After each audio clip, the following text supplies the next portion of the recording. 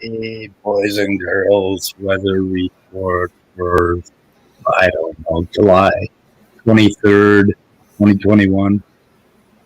What's up? Go ahead. I was just say, dreaming of the weekend. Everybody's working for the weekend. Is it Friday already? Yeah. It's Friday already. Oh my God.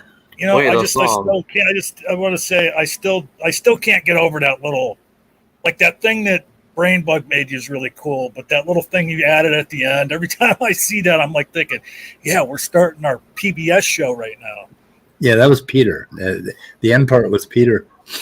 Yeah, I mean, it looks so professional. Like, yep. Yeah, it reminds me of I don't know, like the old shows, right? Yeah. Yeah, the old news shows. I think that's what he was going for. Is he saying I'm old? I don't know. That's who's saying what? He might be saying I'm old. Is he saying I'm old? Yeah, I just noticed that. Accused of being old. Looks like Gurmania. You know what the thing is about being old?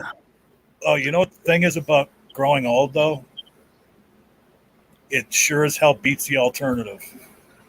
Do I have Gurmania's email address? Wait, you can grow young? Oh yeah. That's what I'm saying is that growing old beats the alternative, which is to not grow old and die. Oh yeah, yeah. Yep. That's our only other choice, man. Enjoy 18 while you can. Oh, hey. I still can't believe he just turned 18. That's crazy to me. Our Andrew has grown up. Yeah, I thought Andrew was like 35. That's why I think when he gets to college, they just need to hand him his diploma and say, go find a job. All right, I had a request in the chat from Ox, so I'm switching to the old school avatar. Yeah, if it were that easy, Scott, I would quit the college. Yeah.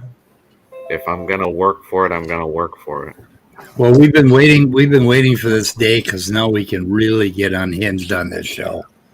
Now that we no longer have a minor aboard. That's right. We can't have warrants out for our arrest for contributing to the delinquency. Yep. No, we can do anything. Did you speak from Manio's email? I don't know how we never mind. I did find it. I found it. I don't know how we could ever do that with Andrew though, because when shit gets too rough, he just says, "I'm out." Yeah. Yeah. Yeah. Oh wait, I just remembered now. LPP is gonna put on his regular boxing gloves. He has boxing gloves. I'm in trouble. Oh. I guess so. Or well, I don't know. Sometime he told me, "Oh, you're 17, so I'm gonna put on the miniature kid gloves, right? Yeah, kid gloves. Yeah, okay. Yeah, he'll put on the real Well, he'll probably just take the gloves off now. Oh. Yeah. That could be a problem. Yeah. Well, according to Peter's picture, he's only about 4'11", so don't worry about it. I think he is like 4'11" or 4'10", maybe something like that. Do you know what kid gloves are, Andrew? You don't want to know. It's a family show. Oh, they're actually made out of the skin of a kid. Oh God. Well, no, I don't mean like a human kid, like a kid, which is a baby goat. I think when you say kid, it refers to a human child. No, that's not the only thing it refers to. It's polysemous, and it also refers to the offspring of a goat. Okay, then. Let's see. You guys are weird. You know that? How am I weird by I love stating a fact? That's why they call them kid glove. It's very supple leather. Oh, Okay. Oh, Miss Betty Brown. Will we get a strike for that? For Miss Betty Brown? what? What, that woman who pretends like she's a conservative? Yeah. She's got 100. What do people with tons of subscribers? Well, I suppose they give you a strike because you're playing content and YouTube can't monetize your content or something, or they don't play ads if you're not monetized, or you just don't get paid for your ads if you're not monetized. How does that work? I don't think I've never come to any one of your streams where there was an ad before it. Really? So yeah, they probably. So that's probably why they give you copyright strikes, right? Anyway, anybody who has not seen Mrs. Betty Bowers is in for a treat. She's a very conservative, Bible respecting lady, and you got to listen to what she says. It's pretty cool. Very interesting. Comrades. Where is Comrade David? Where is he? I'll put this in the chat in the description. Okay. I'm sorry you're feeling triggerly, Mom. Mom's triggerly? Why is Mom triggerly? Triggerly. How do you say that? I'm triggerly lately.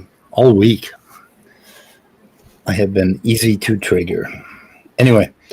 Hi, Wild Eden. Hi, Pig and Mom. Ox, everybody. Atheist Junior is... Oh, wait, didn't get a link. Yeah, I'll put your video in the description if I can find the damn thing. Okay, hang on a second. I'm putting Betty in the description. So, guys, do you want me to play something for you? Okay. Yeah, I want you to play an explanation of what the title means today. Yeah, okay. Let me switch over here. I just want your opinion on this scientist's point of view. Wait, this is an actual scientist? No. Yeah. Oh. Well, it's an actual fruit. It's an actual fruit bat. Oh. Oh, let's see here. Hang on a second. Okay. Now we're good. And while you're doing that, I'll put stuff in the description.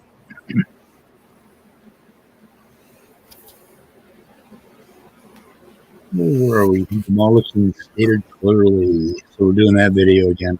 This is from a while ago, isn't it? Whoops.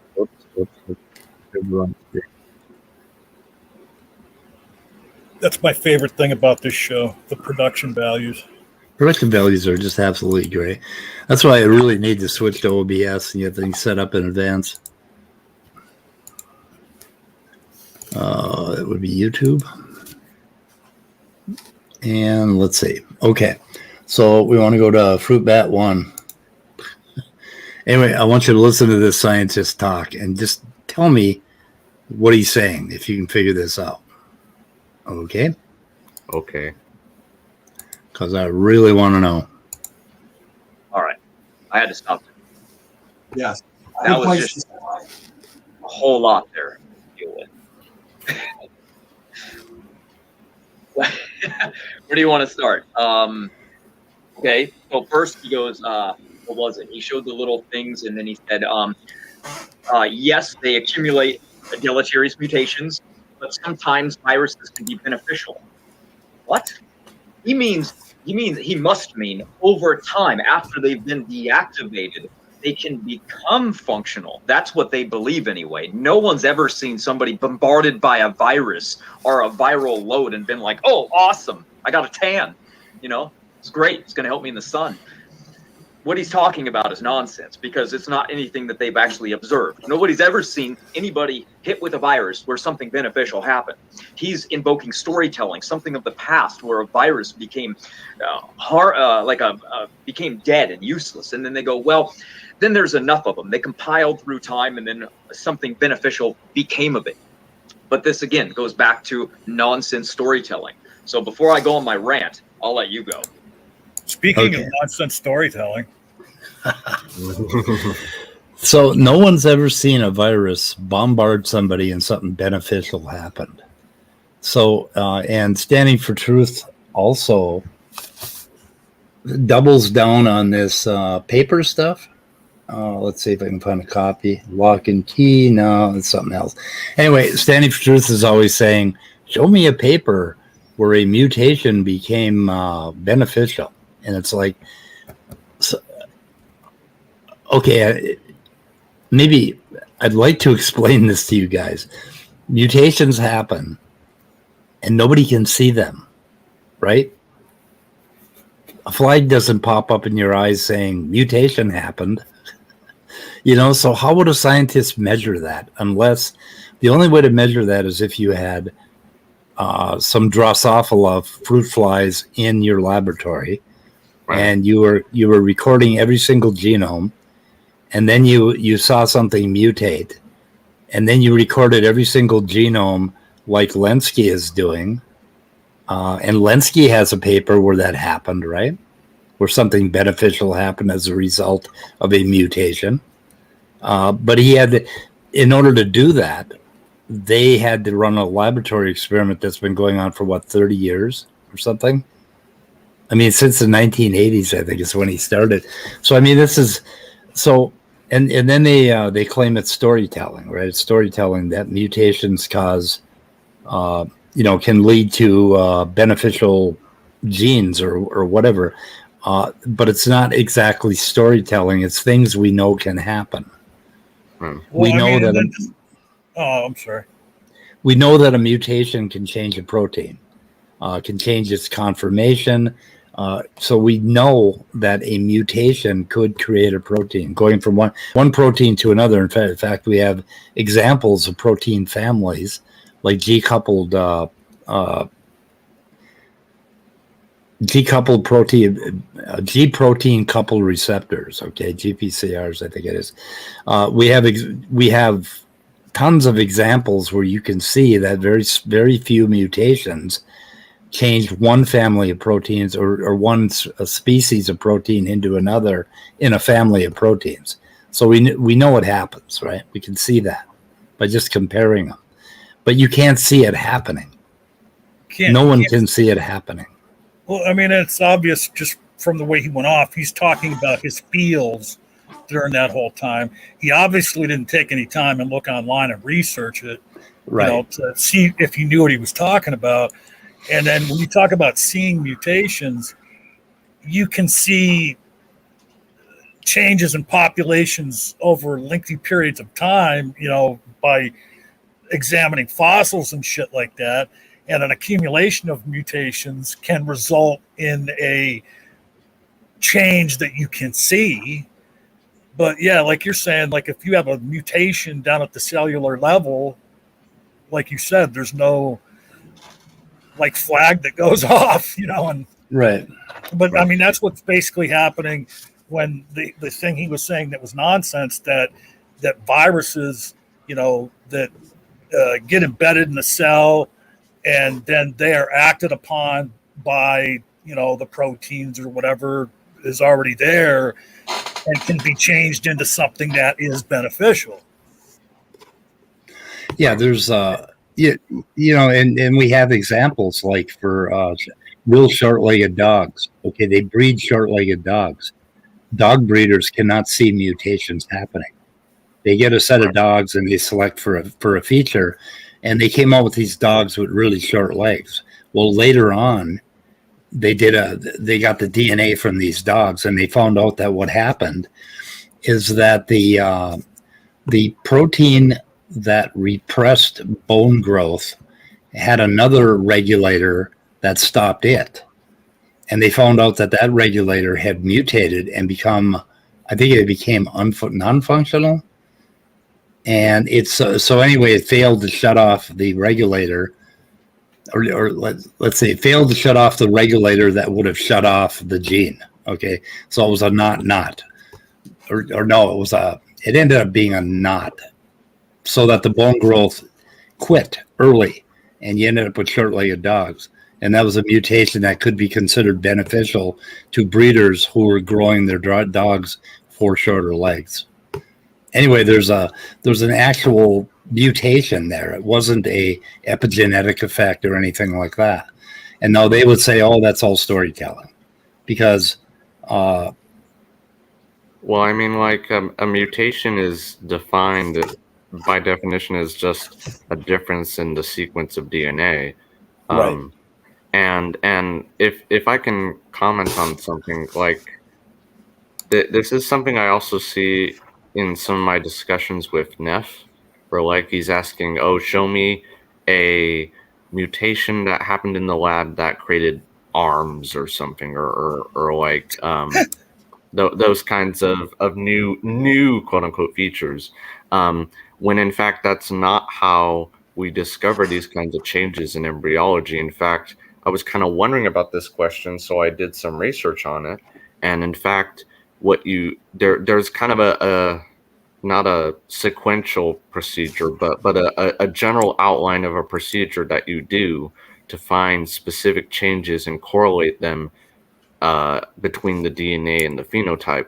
So it's basically you first find an association with a specific gene and a trait, and then you take the gene and you break it basically, and then you find that the trait goes away. And lastly, you take the gene, put it somewhere else in the species or population, or maybe a different species, and you see that the trait reemerges.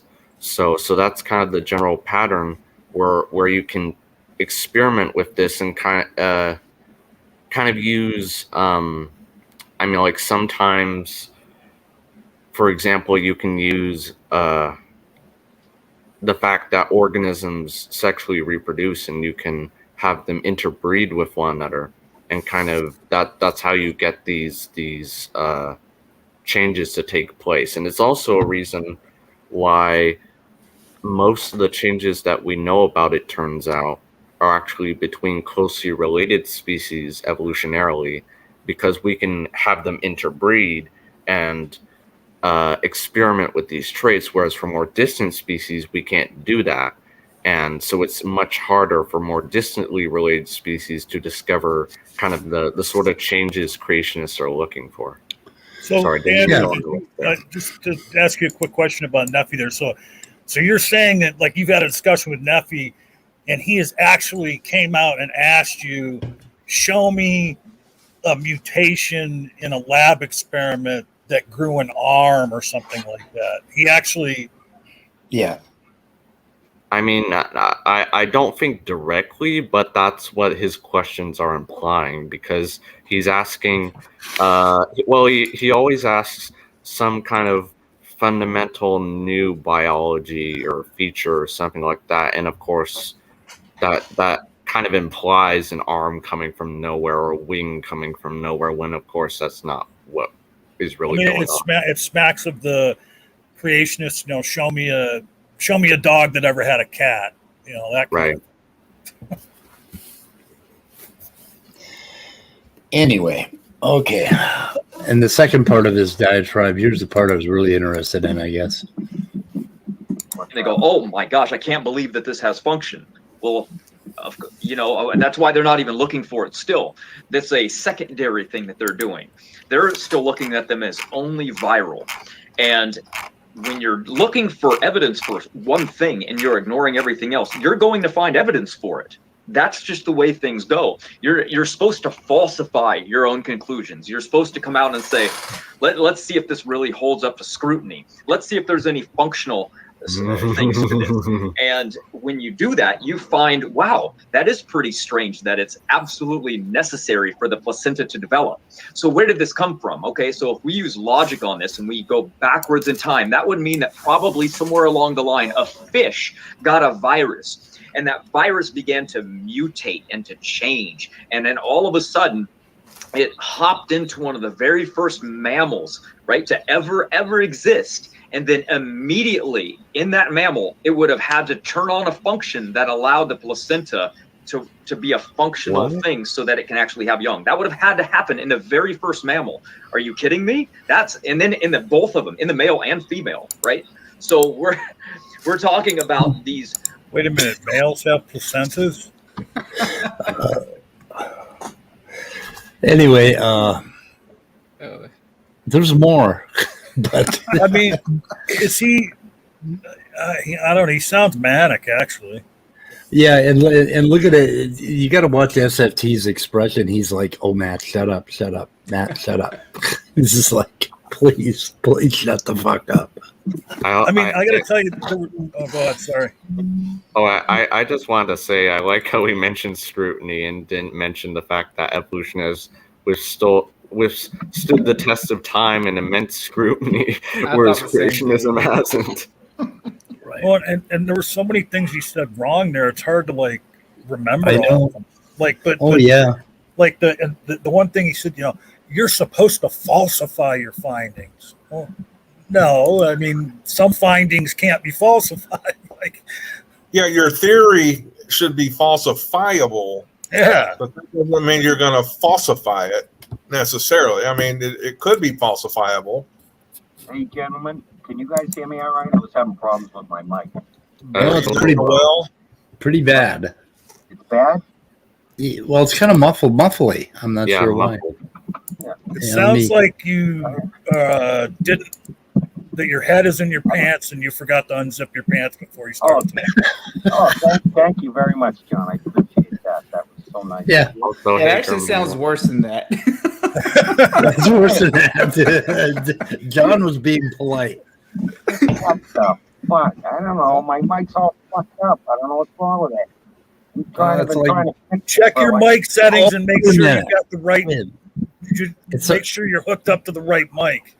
That's what I think is going on. You're actually going through your laptop mic or something. Hello. Is that? Yeah. Is that any better? Oh, yeah, much better. Does that fix it? Yeah, I'm good. Yeah. Okay. Now we can hear the dulcet tones of Dave's voice. Oh, great. Thank you, John. Thank you. You're so sweet. Is that what it was, though? You were hooked up to you had the wrong mic setting on? I don't know. I was having trouble. I had this trouble before. I just changed the setting, yes, but I couldn't get it to work at all before. Like, it's all, I don't know. I'm not a computer whiz. I'm trying to figure this out. I couldn't even get it to work, and then I finally got it to work, and then obviously I changed the settings. Now I just changed it back, and I got it working, but it wouldn't work no matter what I did. Tried everything, it wasn't working, but I got it working now. I don't know what the problem was, because I tried all the shit that I tried before, didn't work, and then I tried it again and again. Well, I don't know. I finally got it to work. I don't know what the fuck the problem. Never mind. So anyway, Freethinker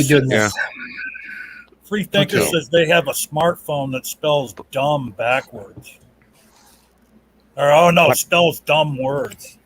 But I do look forward to coming here and getting the sweet love that I get every day. Oh yeah. Especially. It's okay, David. Well, you got to get it somewhere. Yeah. I don't get it from home, so what you get from us, David, is genuine. Yeah. That could be. Yeah. Hey, speaking of which, I'm here to chew bubblegum and talk shit about John Maddox, and I'm all out of bubblegum. No. That's my favorite. Good. I'm hoping to talk speed. Into going over that God Talk video. I mean, we should play some of that if you want to. I don't know. Which one? I would love to. I may have seen play some of that. Also, AJ wants in, but he says he never got a link. Oh, did I not give a? Well, we may as well. At this point, we may as well put the link out in chat. So I can do that. Yep. Go ahead and do that. Anyway, yeah. I'm sorry. No, I'm done. Okay. I was just gonna say before we move on, Germania, is this the first time we've been in the same room together, or the same StreamYard? I think so. Which one are you? I'm looking to see who's moving. I am a rational empiricist. Okay. Yes, I think I've seen you. I'm pretty sure I've seen you on this channel. and I've seen you on Andrew other from the channels. chat. But I've never Yeah. been in the same ring with you. No, I don't think so. I am Andrew from the chat. I think we've met in the YouTube chat, but I don't know if we've ever met live. No, I don't think so. I know. I want to say we may have exchanged a few interactions, like on the side chat, maybe. But I know I've seen your name around there because I thought it was a cool name, so Nice it to stands meet you. out. It's nice to meet you. And All right. I've met. Let me see here. I think it's David. Yeah. David came over to my stream. I think it may have been the last stream that I had. The shit. Yeah, I was a part of that shit fest. Yes. It was beautiful, wasn't it? I miss it. Yeah. So You got to have more of those. They're fun, but you just got to control a little bit. I don't know. I don't know what the answer is. Don't ask me. But yeah. Well, here's the thing. People tell me I need to control it, but I'm thinking if I control it, then it's going to be boring and no one's going to talk about it. Right. I know. So that's why I'm saying I don't have the answers. So don't ask me. So Yes. what stream was that? Was that was with Otangelo? Or I don't Yeah, know. that's what God talk is. No, it was the one that I had the Raging Atheist feature as a co-host, yeah. and it was a 9-hour stream, and wow, it went downhill really quick. Yeah. really? But anyway. Ever since then, I was already considering to putting the brakes on live streams, at least open mic rooms, just because I had a feeling it was probably tainting what tiny fragile little image that my channel has. So I was like, let me just stop this for a little while, and we'll see. But that's all. 9 hours stream. Oh yeah, it was brutal. I never thought to ask this question before, but Andrew, so your screen name, A Rational Empiricist, is that you are a rational empiricist or you're an irrational empiricist? Oh, I see what you did there. I think it would be irrational. Well, irrational would basically mean That's what Neff would say. Yeah, irrational. I've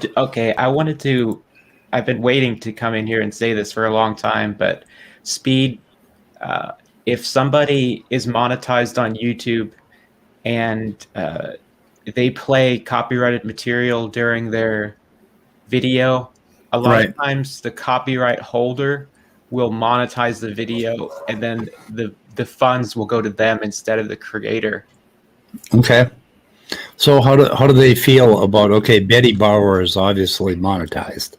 So how would they feel if I played Betty Bauer, because I am not monetized and I don't think they play ads on my stream? So would I get a copyright strike on that?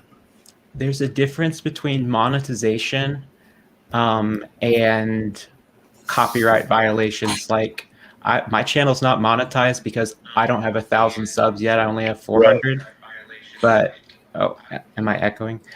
Once I'm able to monetize it, then I can turn on ads. So if you see an ad played before a video, that means it's monetized.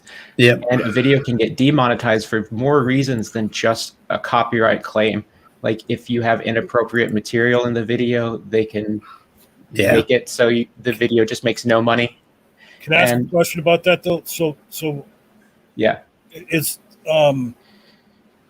but like if you are using fair use, like the owner of the material can't take money from your channel, right?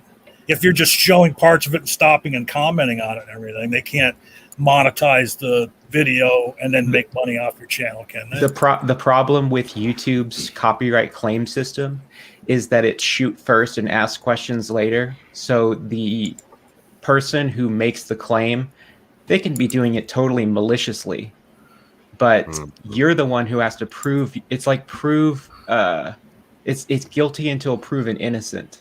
So you have to appeal the claim to YouTube, and you have to prove that you didn't violate the copyright claim. That's not how the burden of proof works. Yeah, people put messages in the front of their videos or the intros that say, this is under fair use and pointing to the Fair Use Act, like Bill. an article number, but that doesn't mean like H3H3 Productions got sued by somebody who claimed that their video, which was just a reaction video, was not fair use, and it was totally fair use. I remember that. Yeah, it was transformative content, but H3H3 won the case, which will set a precedent. So it was a landmark case actually, and it's a good thing they won. But they still had to pay a lot of money in legal fees. So yeah, it is possible for somebody to maliciously claim your video and then get the revenue. Well, and there's a lot of pricks out there in the YouTube universe that know that fact that you said and take advantage of that. They know that YouTube's going to shoot first and ask questions later, and that there's a lot of smaller content creators out there that can't fight that shit. Right. Yep. And just real quick, from the Oxford Dictionary, irrational, adjective, not based on or governed by reason. What? No, it's A with a space and then rational. No. Oh, yeah, no, that's not in the definition, but in the username it is. There's a space. I was about to say there's a space in your defense. Oh. Otherwise, you'd just be another Christian. Another John Maddox, if you will. You got me scared there, John. I was like, wait, did I forget a space there? If I will, if for John Maddox, I won't. Oh, little peepee. So have you had a Maddox encounter? Oh, me? If you're talking to me, yes, he's been on my stream quite a few times. To be fair, we do a little bit of shit talking to each other, but it hasn't like progressed off the rails or anything. I consider him an acquaintance. Not a friend or enemy, but an acquaintance, I guess. Even though he has said some bullshit on some of his debates. But anyway. What's your opinion on Danny? I actually have only had one interaction with him, and I don't know. I don't really know too much about him. He seems intellectual, but I don't really know him all that much. Okay. He is intellectual, and he's a very smart kid, but he's also very intellectually disingenuous. Yeah. Yeah. Oh, yeah, that's right. I do know that I have seen some people in this room talk negatively about him, and I've also seen Christians do the same thing, so it does have me curious. Well, like I told you last time we were talking about it in the live chat there, since you're here today, stay till the end of the show, and we can talk for a minute afterwards. Oh, yeah, that sounds good. There's good. There's one little thing that happened on this channel that he did to me one day, and then a few days later, I played the clip, and it's very emblematic of how Danny kind of fucks with people. Yeah, I did see the clip that he took from one of these shows where he was asking you a question. I can't remember what the question was, and then he would put a little text up at the front and pause the video and say, "Okay, let me explain it one more time," or something like that. And it seemed very condescending the way he. That would be a good word to describe him.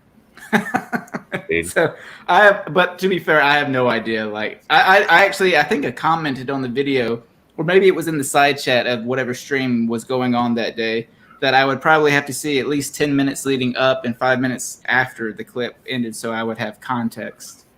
Okay. Well, now I wanted to ask, what do you think of Kent Hovind? I have to ask.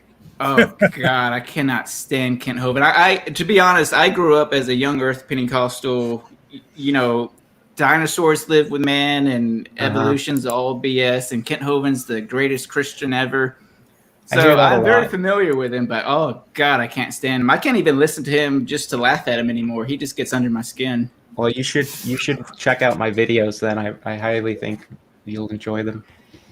Oh yeah, I definitely will. What's your I'm trying to look at my computer screen, but I feel like I need bifocals. Oh, it's Atheist Junior. Okay, got it. Yeah, it's because Speed has still got this screen share up that we're not watching.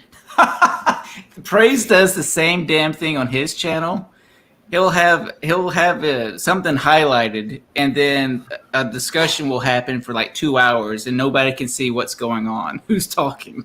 Well, what I mean, but the thing is, to be fair, I think Mike wanted to share some more of this video, but we I kind of did. Yeah. Oh, sorry. We kind of took over the Yeah, combo. so I was I just mean- enjoying the conversation. And then when you say nobody can see anything, it's like we all have avatars up. So what's there to see? Yeah. Well, he was Well, trying to read my yeah, that's a username, good point. and the text was small. Yeah. But it does help me see who's talking because, well, I'm just going to zoom up on mine. I'll shut up. I just wanted you all to get the full raw Matt fruit bat. So I'm going to play the rest of this one. Continue. And try to follow it. Now, okay, we're going to be talking about one of the points that he makes is that you don't know if a transposon is functional because it may be functional in one tissue type and not another. And what he doesn't seem to know is that these dumb evolutionists actually do assays across multiple tissue types, like about 200 of them. And that's how they find functionality, right? They don't just look at one like he's going to imply here. But let's just hear what he has to say about this. And I want you to follow. He says to use logic, so I want you to follow his logic carefully here. So. Unique elements that are not only functional, but they also might hide function. So I want you to think about this for a minute. So if we're looking for something that has a function and we don't find it, that doesn't necessarily discount that it might not have one. From the mere fact that ERVs are now found to be epigenetically regulated, that means that they might have a switch that's turned off. So meaning, just like that gene that regulates the placenta, it's turned off most of the time. It only activates when a female becomes pregnant. So if you were to look inside and to figure out what's going on, and you see like, oh, well, I don't see any function going on. Well, that's because you're not looking at it from the perspective of maybe it has a function that needs to be regulated. Something has to happen so it does turn itself on. So just because we don't find something initially doesn't mean that it's not there. Does Standing for Truth have his own merch now? Oh, hell yeah. In fact, he's got a site that he refers you to for his articles, and that site is his merch store. So basically, yeah, which seems kind of I have to ask the panel, do you think if I printed out my channel avatar and put it on a shirt, do you think people would buy it? I mean, you don't have to even put it on a shirt. You can go to like a third-party place, design the shirt, and then they'll make them on demand. I'll get a tattoo of it on my forehead. Yeah, I mean, so like you get an order for a T-shirt, maybe you're selling it for $25. The company fucking prints the T-shirt out, ships it out for you, and then they might like keep. I know how they do it. I was more asking if you think anybody would actually buy it, or if, I don't know. With merchandise, I feel like if you have a big enough audience, naturally you'll probably sell a couple.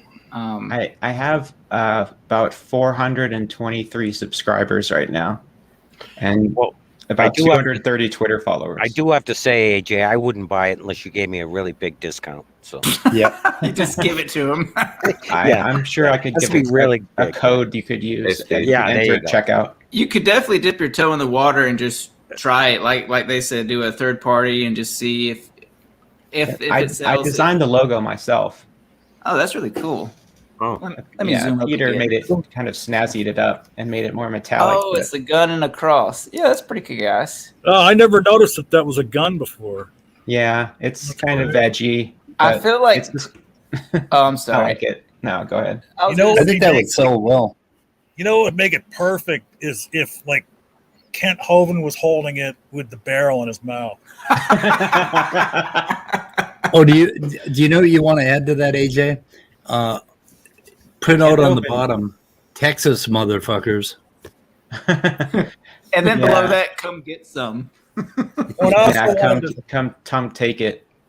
I also wanted to say, since you paused it, doesn't it look like the fruitarianism is failing Matt? He looks so pale and anemic. I didn't want to say it. I wasn't going to say anything, but Oh, I did not know he was a fruitarian or whatever you call it. That's he's a fruit bat. He's a legitimately a fruit bat. He kind of looks like a vampire to me. He does. You don't often see him during the day. Emaciated Steve-O. I mean, you know what he looks like to me? Did anybody ever see the movie from like 20, 25 years ago called Powder? Yeah. I never saw that one. I saw Blow. That was good. I did watch something called Blow last night, but that's all I'm going to say. Johnny Depp. Yeah, it had Johnny Depp in it. I sympathize with Raw Matt because his webcam is super grainy, and that's the thing I'm dealing with right now because I have a green screen behind me, and I've been trying to figure out how to use it, but I'm struggling. Like it's hard. I can't get the lighting right. It did take me a while to learn chroma key. When I was learning it, a lot of trial and error. Andrew's webcam is super grainy like that. Andrew's trying to say something. Oh, I'm sorry. Something important. What, Andrew? I want to comment on something he said, or I guess ask a question about something he said. Is it just me, or is he? It kind of seems like that whole designer argument, like how the ERVs are there for a reason. If that's the case, why do we find this specific ERV in mammals only that controls the placenta? And probably I don't know for sure, but my guess is we probably don't see that in any other vertebrates, that specific ERV. So it kind of seems to me to be another common designer kind of argument of form follows function. That's what he's trying to make the argument that they're all functional. Well, we just haven't looked yet. You know what bothers me about the young Earth creationists is they want to attribute a designer to things like the lion who's like the king of the jungle, or like a really awesome tiger or a shark or something cool, like animals, the brilliance of the wild animal kingdom. But if you attribute it to good things like that, you also have to attribute it to things like the Black Plague virus, exactly, the flu and child cancer and all these other bad things, because clearly he designed those as well. Yeah, I mean, God seems to have the thing. God you know what they're going to say for children with cleft palates. I've noticed. Oh God. Well, you know what they're going to say, though? They're going to say it happened after the fall. Yeah. They use free will to get God out of every single moral problem you can throw at him. Free will. Oh, a child just got murdered. Free will. Logic did a really great video about this. I forget the name of it, but he totally dissects this argument that without God, allowing evil shit to happen, we wouldn't have free will. And he does a really good job of showing how it doesn't make any sense. I like Logic. He's got good Logic stuff. is pretty awesome. Also, from the Dot. Welcome. His Kent Hovind series is classic. Yeah, and I totally agree with Roof from the Dot here that the Brain Trust is only in it for the money. Well, that's why they're printing books on Amazon and T-shirts and shit. Yeah. So look, it's funny too. So something bad happens, like say something happens to somebody's kid or whatever.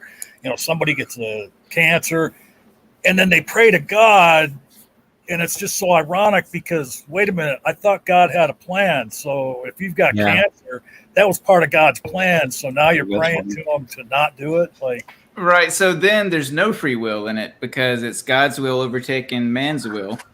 Well, if the kid dies anyway after you pray for him, then it's God's plan. Kind of. Right. Yeah. Then he's with the angels early. And then this is like somebody brought up Danny earlier, and this was one thing, and I fully admit, smarter than I am, knows more about fucking. Knows more about fucking. I mean, he said he knows a lot about fucking both genders, but which nothing wrong with that. He's a happily married man. No, he's a virgin. He looks so young. Okay, John, go ahead. Sorry, but anyway, the omniscient thing with God, and and what I was prefacing it with saying he knows a lot more about philosophy than I do, but like we got into this stream one time because I was claiming that, unlike Christians claim, that God lies, and he lies in more than one spot in the Bible. And my favorite example of that is when he asks Abraham to sacrifice Isaac.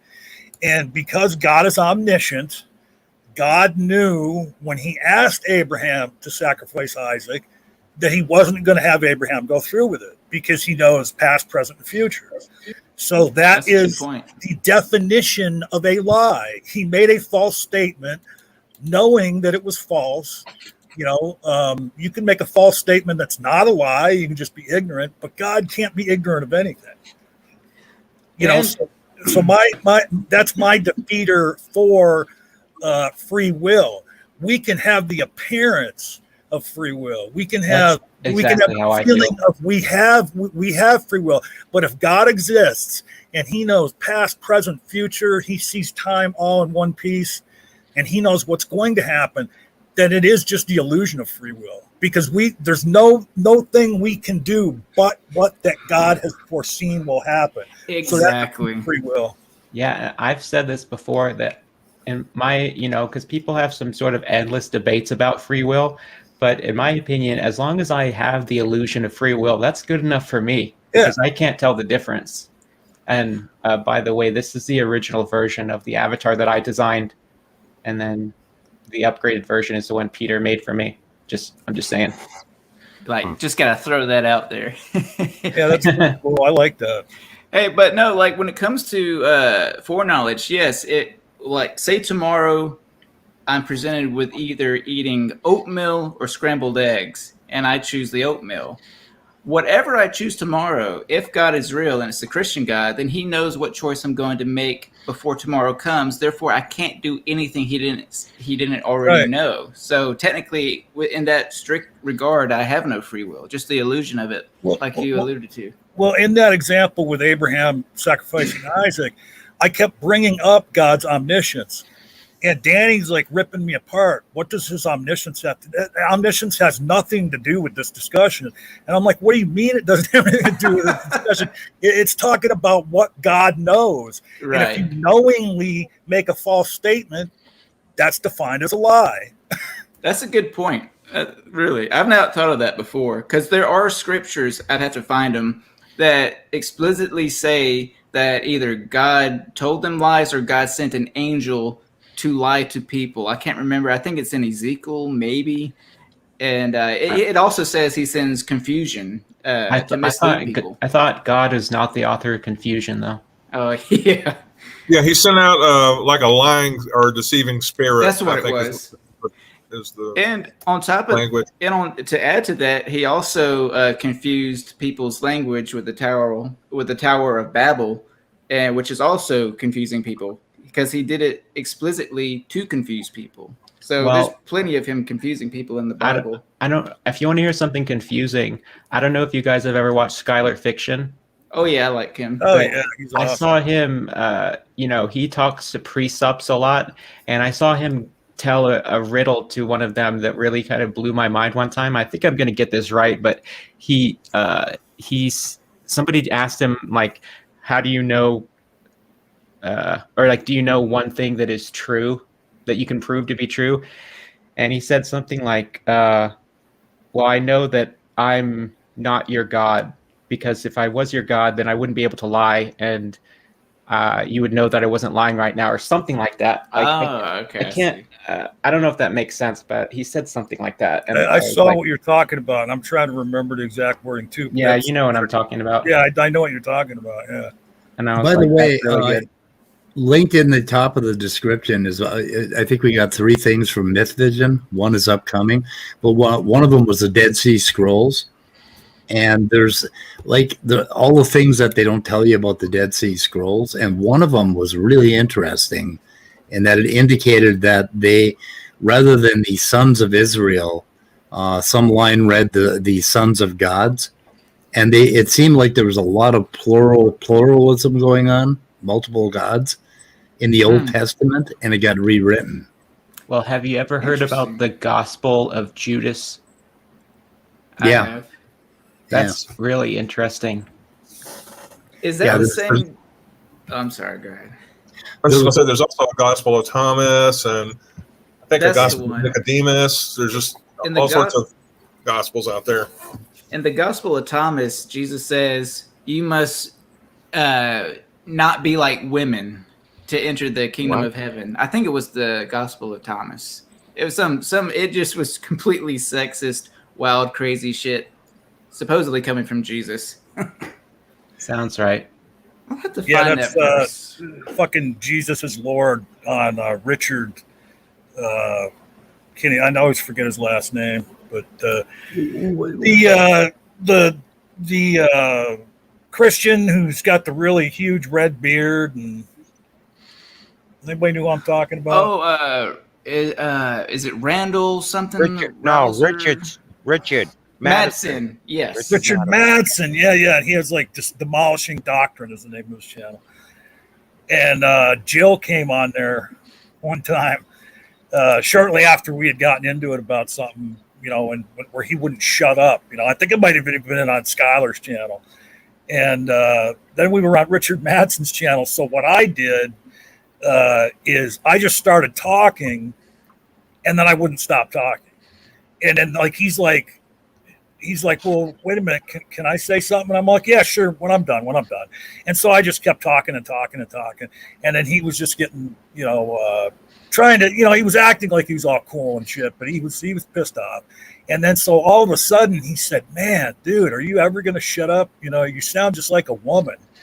And then I just fucking went in on him. I'm like, what's wrong with that? Like, so are you using that as a pejorative comment? Like, so what's wrong with women? I mean, and he's the guy that won't talk to women in streams and stuff because of his, stupid Bible beliefs about women being lesser than men.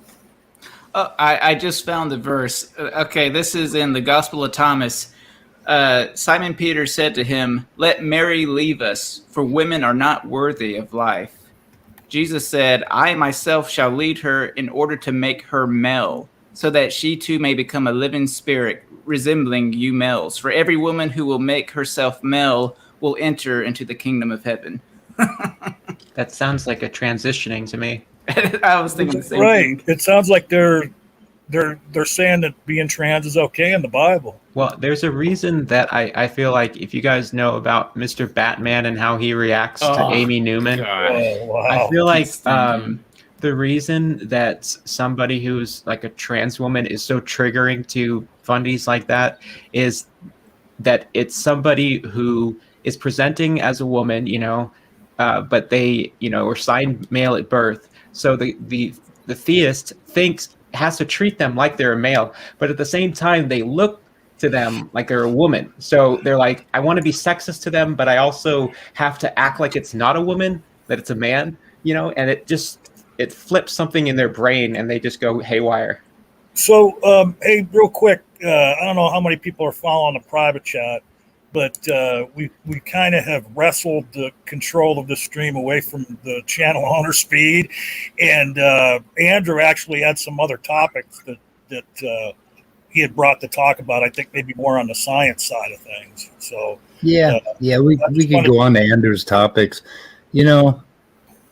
Nobody cares about my topic, but that's okay. We'll go on to Andrew's topics now. No, you talking about with Fruit Bat?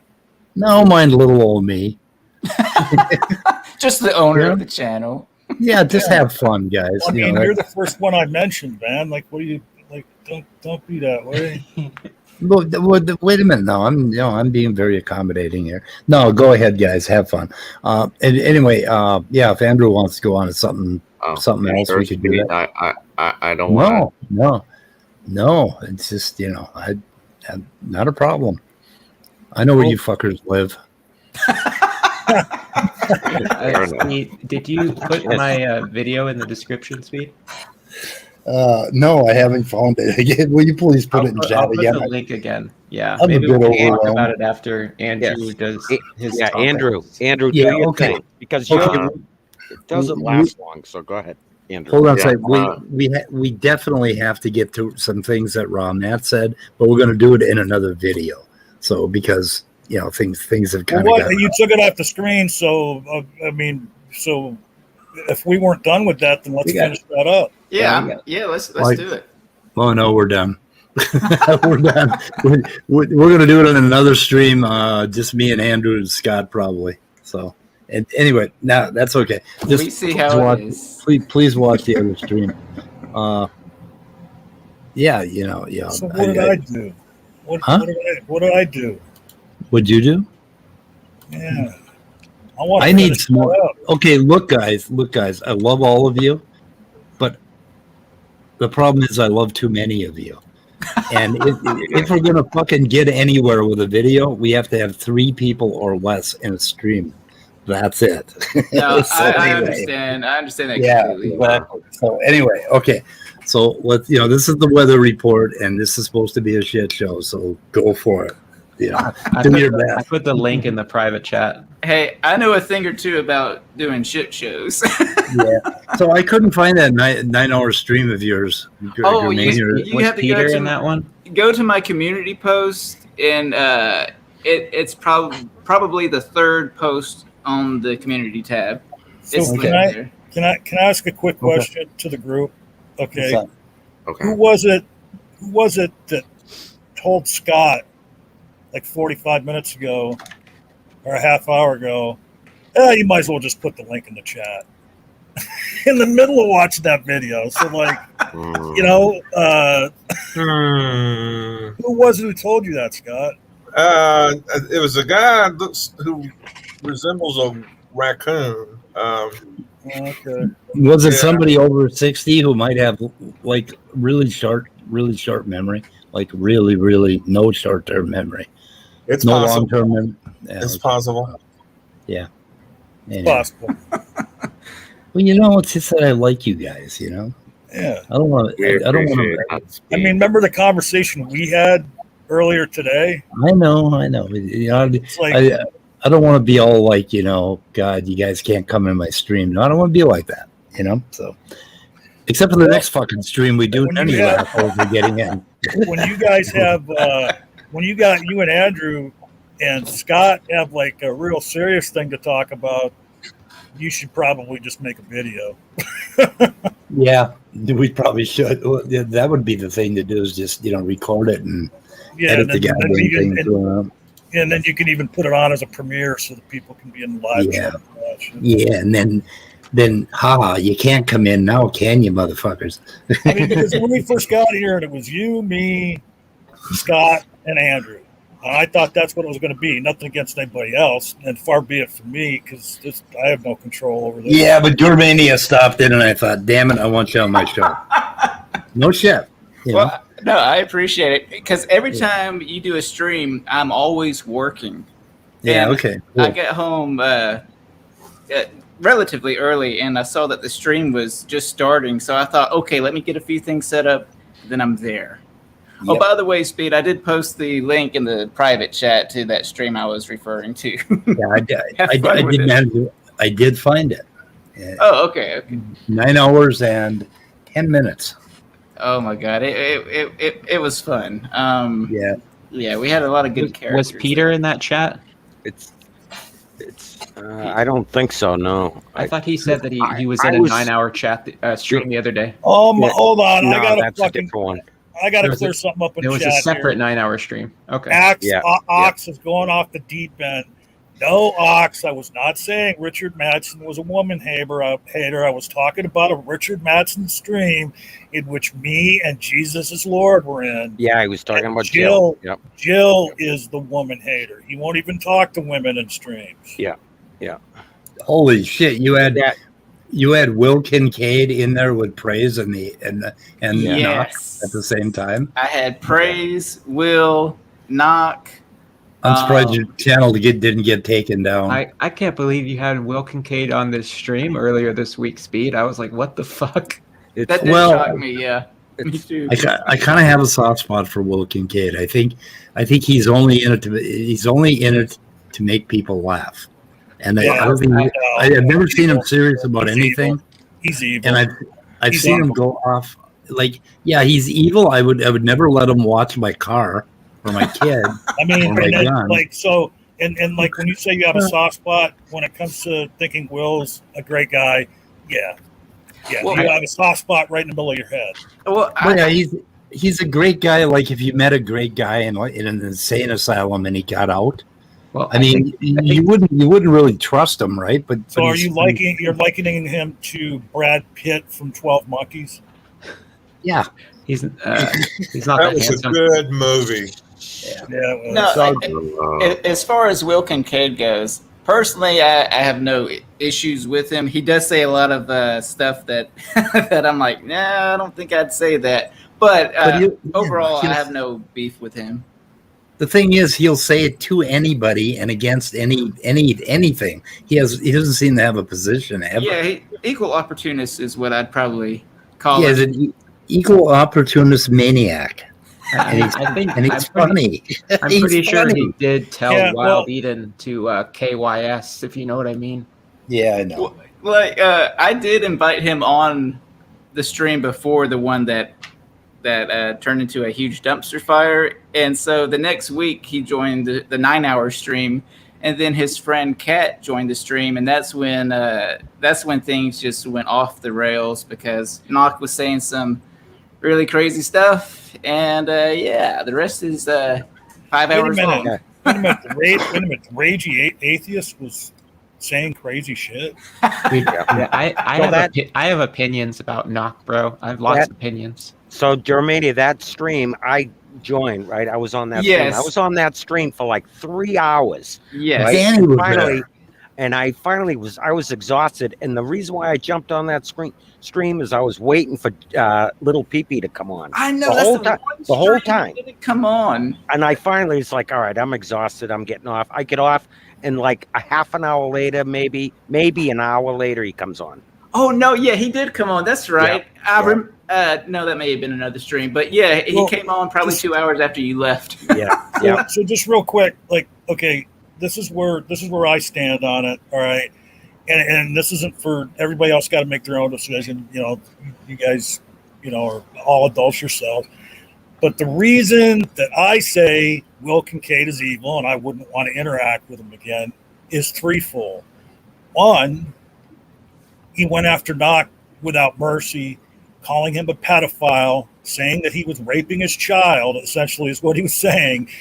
Yeah. He went after Speed after his daughter died and said something like, I wonder what Speed thinks about the Second Amendment now, after his daughter was killed by somebody with a gun.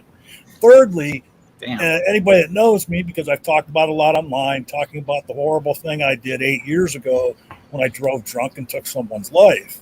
And I'm a big advocate against drinking and driving and have talked about it many times live. Will Kincaid did a stream and he had drawn a picture of me, pretty unflattering picture. But he, instead of putting legs on me, he put wheels on me as my feet. And then he was mad at me about something. He wanted me to stop saying something or doing something. And he said, if you don't do this, I'll paint blood on those wheels. Yeah. Okay. And sorry, and I had his phone number. I called him right up after I saw it. And I'm like, look, you sick motherfucker. You think you're going at me with this? Like, if you paint blood on those wheels and put it out for public consumption, you're not disrespecting me. You're disrespecting my victim and my victim's family. So that's a good point. Yeah.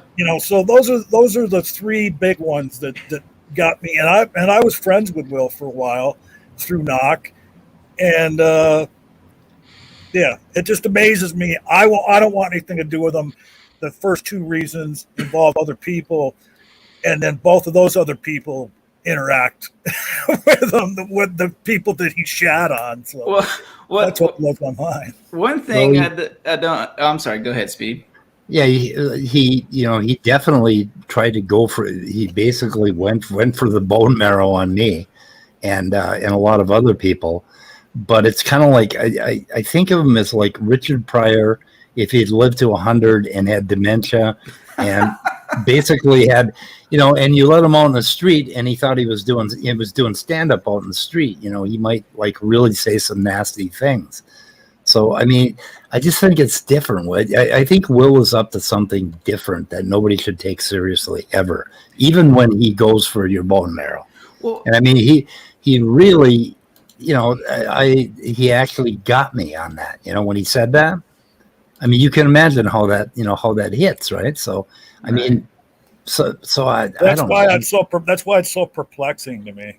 Well, John, you remember that stream that we did with, I forget the guy's name, the guy who was in the side chat of Smokey's videos and like Tom or something like that? Oh, yeah. And we've had him on. And I was just trying to ask him, I just said, you're friends with Will Kincaid and he's done X, Y, and Z. Like, do you think that's okay? And he would not answer the question. Well, it's not Will that I would go after on this stuff. And because, like I say, he's just, he's, forget Will, okay? Look at the other people that are doing shit, that are associated with Will. Those are the people that I hold accountable. Okay, Will I can't hold accountable because he's fucking whack. I mean, well, I did watch a video that was Will Kincaid's wife. Oh, fuck, don't say his name do not say his name 3 times. He'll appear out of nowhere. Oh, yeah. He will. No, I was watching a stream with his wife, and she was talking to Smokey, and they were talking about, the stream was called The Gayest Stream Ever. It was about Pride Month. And the things that she was saying about Pride Month and the history of it, I was agreeing with everything she was saying. And she was like correcting Smokey on a couple things. So I will say that, like, I saw that video and I was like, well, I pretty much agree with what she's saying. Speaking of Smokey, he left a comment on one of my posts on my community tab. Basically just saying that, Germania, you're dumb, you're stupid, blah, blah, blah, blah. And I just said, I said, I took a dump earlier. It made me think of you. It made me laugh. I make myself laugh. I'm sorry. Oh, yes. Well, one thing about Knock is I wasn't quite clear why he would want to go back and open up conversations with Will. Even though I don't have a problem with Will, I know their history is not good. And also, why would he want to open it up with Smokey? It didn't seem like a good move to me. I told him recently he should just let it go. Like, just let it go, move on, ignore them. Who cares? Yeah, I've been telling him that for a year. Like, just ignore the motherfucker. In my opinion, the Raging Atheist, I think his actions speak louder than words, and he can say that he doesn't like engaging with these people, but the way he gets his views is by going back and forth with Will Kincaid and Smokey. Clearly, he wants to make videos flaming back and forth with them, because that's the content he makes now, and I'm not saying it's right or wrong, but, I'm sure he's been told by multiple people, including me and people in this chat, that the best thing to do is not feed the trolls and not engage, but he's not going to take that advice. And yet I was fired from the channel for being disrespectful to some wacko Christians. Let's quit picking on people now. Well, can I just say one last thing, John? You made me laugh so hard when John Maddox joined the stream, and he said, "Hey, John, what's Smokey's cock taste like?" I died laughing. Okay, that's and then we'll throw it over to Speed here. And the funny thing is in that moment, Knock was a little frustrated that I said that, but he defended me to Maddox live, but then 2 days later he was apologizing to Maddox for me having said that, and all of a sudden I was wrong for having asked him that. It's like there's plenty of Christians in this community that I would always show respect to, but like people like Sky Out and Maddox and Smokey just ain't those people, Yeah, no, I understand. Yeah, they're just gonna get garbage from me when I interact with them. Speed. Yes. Take it away, good sir. I got nothing. What? Well, let me go ahead real quick and encourage people to look at the description for. I think Speed already mentioned the Dead Sea Scroll video on Vision. That's excellent. And that guy Kip Davis, he works translating some of the Dead Sea Scrolls. That's his job. So you'll get a lot out of it. I don't think it's too dry. It just shows the process of how between the Hebrew Bible of the Christian era to what they call the Septuagint, which was the Greek translation of the Hebrew Bible, and then to the Masoretic text, which is the full complete Hebrew Bible that is used today. A lot of changes were made, and how those changes were made and how they might have come about. They discuss that, and it's really, really good. And then if you want to, if you just love to hear dumb people talk, there's a review of Praise trying to teach Brett Keane about the Bible. And Jay Patrick does that review, so it's on his channel, and that's a great link to follow. And what I'm excited about is tomorrow, a very prominent scholar by the name of Dr. Mark Goodacre, who is a New Testament scholar, I don't know if it's a debate or more of a dialogue, we'll just say dialogue with Jonathan Sheffield about which came first, Matthew or Mark. And, if you're not a believer and you don't really care anything about the Bible or anything, that's fine. But if you're interested in how it really came together, then that will be a good discussion, because I find the Bible and even ancient Near Eastern texts to be very fascinating, just because of the era that they were created in, and how let me see, the Bible has been, to me, disproportionately influential on the world, and it's just a fascinating topic. And then Jefferson Spatchcock is going to have on Sunday at 11 a.m. Eastern, we'll be talking to scientist Mel. I've not heard of that person, but others might have, about a discussion with science and media. So that will be interesting too. But those are some things you ought to look for. Yeah, scientist Mel, she has a channel on YouTube. She's okay. That's on Jefferson's channel? Yeah, that'll be on Jefferson's on Sunday. Okay, let me see if I can find it. Well, I think Scott already put the link in the description. I don't think I put the link in you didn't have a link. Yeah, he hadn't, and he hasn't really gotten back to me in the chat yet with that. Speed. So, okay. Can you? I sent Peter a link. Can you add Peter? Sure. I can't because he's in the back room. So I don't. Okay. I hate to say it, I've only been there for 15 minutes. Figures he'd come right in and interrupt me. I had to wait for 15 minutes. How about you wait for 15 minutes? I hate to say this, Scott. I hate to say this, Scott. I'm not going to stop talking, Peter. Okay, so you might as well. I've got something really, really important. I don't care. I was saying something. You walked in. Oh my God, guys, that was fast. Why am I backstage? Who left? You're not. No, you're not. Somebody left then. Andrew. So, we got. It's not my fault. Someone said my name. Yeah. But you were telling about all those links in the description, and I hate to say it, but that one that you mentioned kind of sounds like a porno. Which one? Who came first, Matthew or Mark?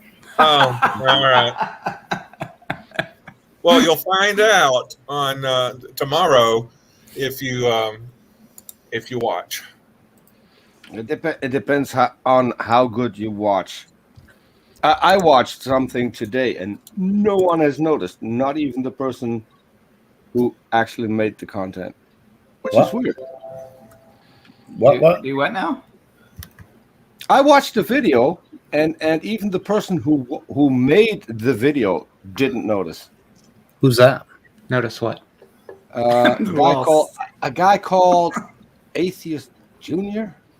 Go on. I hear he's a dick. Yeah, Yeah. he did a video on Kent Hovind, and didn't In the even description. didn't even see that Hovind knows who Speed is. I know What? that. What's that? What do you mean? Like, I know they debated. He's featured at DAL.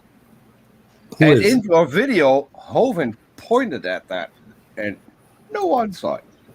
Are you saying Okay, that he okay. doxed Smokey? No, I said Speed.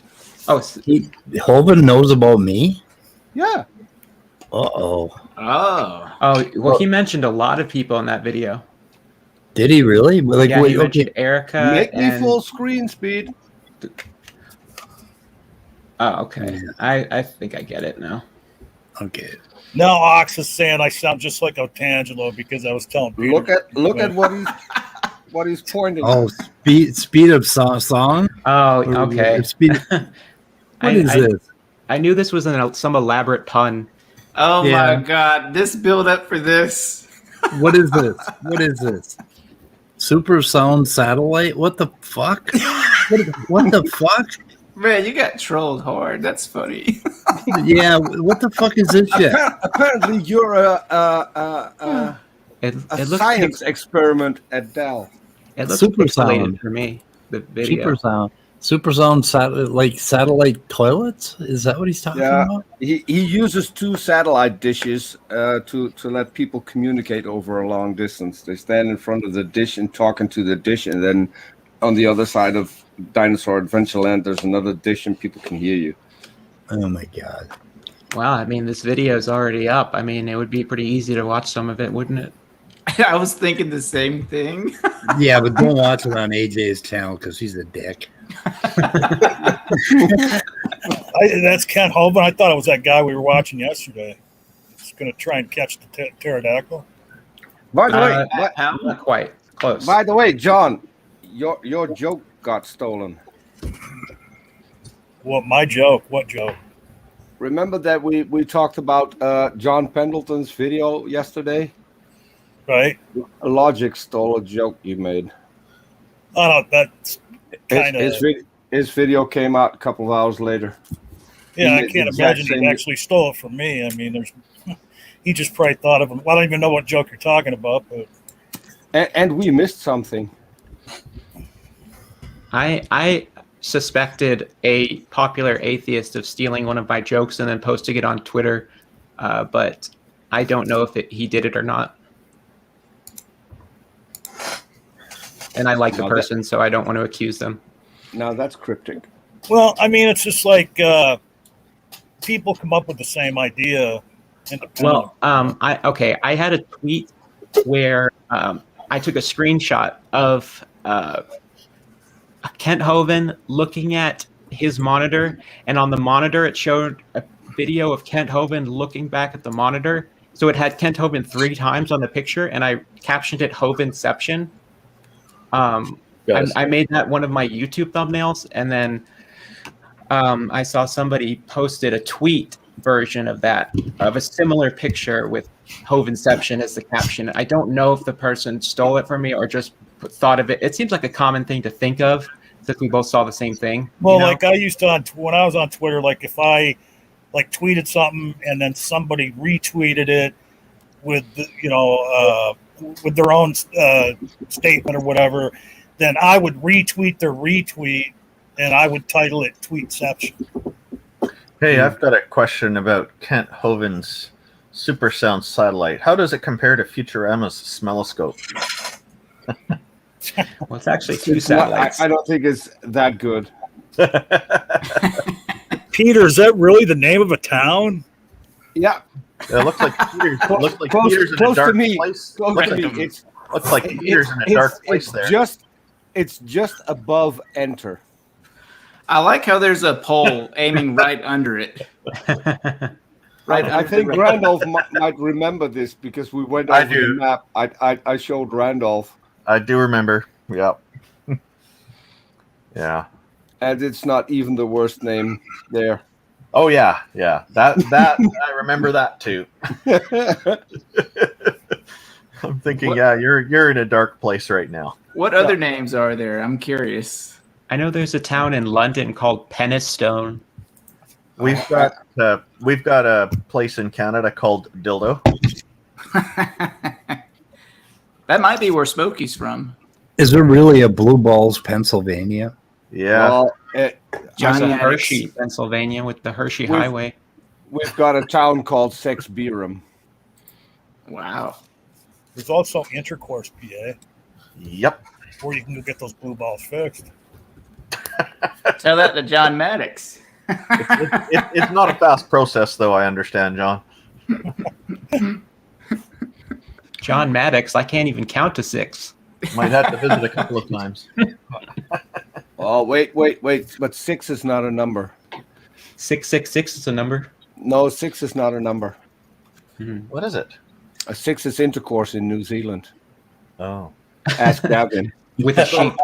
So Peter, you're actually saying it's digital. No, you have 6. Oh shit! You I thought it was because 7, 8, 9. John got it. I had 6 with that goat. I guess it looks like I'm not going to be able to come into streams anymore. Just ask Jefferson Spichcook.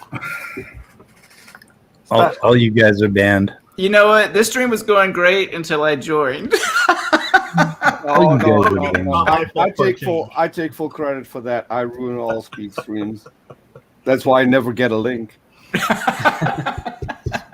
Here you are. I have to come in through the back door. You never take a hint either. Well, you're in the right place for it, according to that sign. I see the hint. I ignore them. Yeah, Speed, you get to the point where you're like, well, listen, it's been good having you on. And then they don't take the hint. Not talking about Peter, just in general. Yeah. Oh, we don't care. The weather report is for us to put our description out and talk a little bit about something useful. But I think in the future, guys, I need an hour with a small room, and then we'll open it up. That was the idea. We're gonna have 1 hour. We're gonna try to do something sciencey. We're gonna try to cover some things and let you know what's in the description, and then we'll open the damn room up. But I'm just too much. That's exactly what I thought we were doing today, and then all of a sudden there was like 8 people in the room. Well, I don't know. Like I say, I wanted your main. I would have opened the stream up for you anyway. So anyway, I like your shit. So has anybody ever been Thank to you. Bacon, Indiana, USA? Ooh, I want to go there. Do they have bacon? I thought that might be a nice city name to end with. Is it like all bacon all the time? I hope so. Yeah. It'd be funny if there's a city right across from it named Maple Syrup or something like that. Yeah. Well, there is a beer bottle crossing in Idaho, USA. Speaking of which, good. I Yeah. did find a beer that was infused with bacon or bacon flavor. I didn't get to try it though, but God, I wish I did. It sounds weird, but I'm up for anything when it comes to the new drinks and whatnot. I really hate bacon flavor anything. I just want the goddamn bacon. What's up with bacon flavor? That's bullshit. Hey Peter, so the women you're with put signs up around town? Yeah. and they blame Jay Patrick, as you can see. I did come across, I almost took a picture of this, of a church, and the sign said, "Let Jesus come into you." Oh, you got to take pictures of those. Whenever I see those, I stop and I take them. Please, next time, take a picture. Oh, I will. I've got to now. Now that I can share it amongst other people and not just two stupid friends. One of the most recent ones I took a month or two ago, maybe 3 months ago, it says, "Come, Jesus, come." Christians are so dirty. Okay. And they don't even know it. I think some do, but most don't. You can tell it's projection anytime they go after the LGBTQ. Like, oh, yeah, you shouldn't let gays marry, blah, blah, blah, blah. When secretly they're actually really, really gay, like Borat. Not Borat. Yeah. What was his other character? Bruno. They're like Bruno gay, but they're I talking got- against gay people. I got another one recently. Was oh Canada. What was that? Sorry, my microphone went. Not my microphone. My headphones went out. Oh yeah, the sign says oh Canada. Well, Germania, you were in a stream where Maddox admitted to going to gay bars, weren't you? In that stream in the side chat when he was That sounds talking familiar. about that. God, I've got to clip that. Did he happen to say why he was going to those bars? Yeah, but we don't want to talk Lonely. about. Yeah. Not that there's anything wrong with that, but To pick you know, up it's single, he John. claimed he was picking up single women, but I don't think that's what he was looking for. At a gay bar? Yeah, that's what he They're not claimed. playing on the team he thinks they're playing on. Could you imagine John Maddox going up and hitting on a woman? Could you imagine that? At a gay bar. At a gay bar. I think John Maddox's church. There's a sign of his church on screen right now. Bring me that ass. I'm thinking of the Blue Oyster Bar from Police Academy. Yeah.